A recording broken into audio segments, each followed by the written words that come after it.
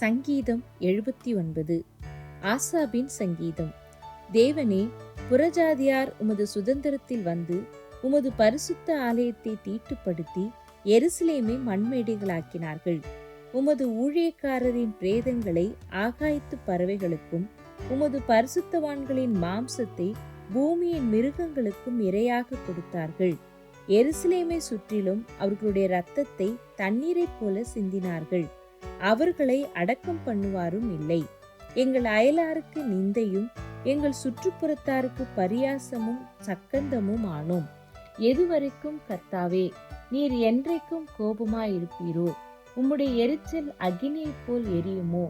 உம்மை அறியாத ஜாதிகள் மேலும் உமது நாமத்தை தொழுது கொள்ளாத ராஜ்யங்கள் மேலும் உம்முடைய உக்கிரத்தை ஊற்றிவிடும்.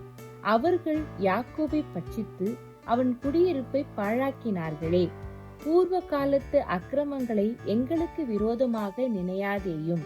உம்முடைய இரக்கங்கள் சீக்கிரமாய் எங்களுக்கு நேரிடுவதாக. நாங்கள் மிகவும் தாழ்த்தப்பட்டு போனோம். எங்களை ரட்சிக்கும் தேவனே, நீர் உமது நாமத்தின் மகிமை நிமித்தம் எங்களுக்கு உதவி செய்து உமது நாமத்தின் நிமித்தம் எங்களை விடுவித்து எங்கள் பாவங்களை நிவிர்த்தியாக்கும். அவர்களுடைய தேவன் எங்கே என்று புறஜாதிகள் சொல்வானேன்? உமது ஊழியக்காரருடைய சிந்துண்ட இரத்தத்தின் பழிவாங்குதல் ஜாதிகளுக்குள்ளே எங்கள் கண்களுக்கு முன்பாக விளங்கும்படி செய்யும். கட்டுண்டவனுடைய பெருமூச்சு உமக்கு முன்பாக வரட்டும். கொலைக்கு நியமிக்கப்பட்டவர்களை உமது புயபலத்தினால் உயிரோடே காத்தருளும். ஆண்டவரே, எங்கள் அயலார் உம்மை நிந்தித்த நிந்தையை ஏழத்தனையாக அவர்கள் மடியிலே திரும்ப பண்ணும்.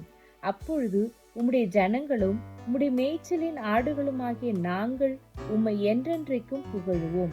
தலைமுறை தலைமுறையாக உமது துதியை சொல்லி வருவோம்.